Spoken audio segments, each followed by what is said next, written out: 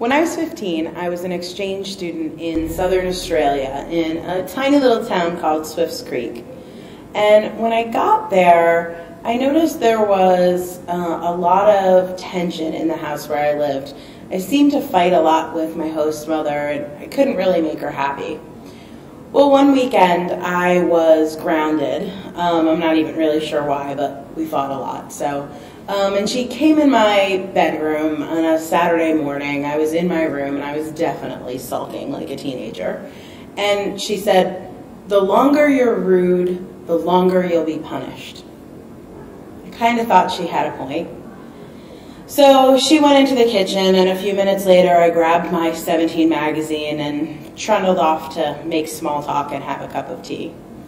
I sat down at the kitchen table and I had my back to her. We lived on a sheep ranch and we'd recently slaughtered a sheep, and she was actually working with a butcher's knife carving the sheep, which we put into deep storage and then eat throughout the year. So I had my back to her and I was sort of flipping through pages of 17 magazine, and I asked her, "So how was work last night?" And she came over with this bloodied sheep's knife and put it right up against my neck and said, "Don't go hot and cold with me, young lady." I was completely freaked out. I flipped the table over, I grabbed my 17 magazine, I ran up the hill behind our house and spent the night outside with the dingoes howling and kangaroos hopping, and waited until about 4 o'clock in the morning. And then I walked down the hill and found the milk truck, and kind of escaped town and found my program coordinator. And I was safe, but I spent most of my life after I was 15 living in the shadow of, I barely cheated death, this woman was about to kill me.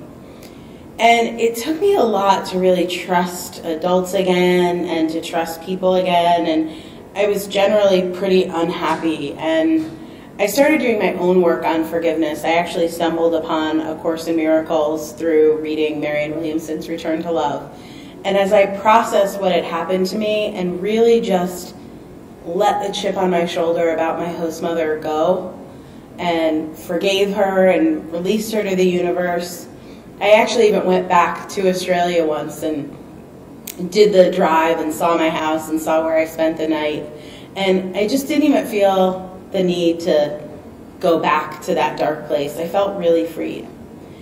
And then I would say maybe 17 years after that had happened, but about a year after I'd really released her, I got an email. I have no idea how she tracked me down. And in the email, she apologized for how she had treated me, and she acknowledged that she was wrong. But she told me this other story too. She told me there had been exchange students before me, and she had learned that my host father had molested them. And that even though what she did was wrong, it was the only way she could think of at the time to get me out of the house once and for all. So this whole time that I'd been thinking she was trying to kill me, in her own way, she was trying to protect me.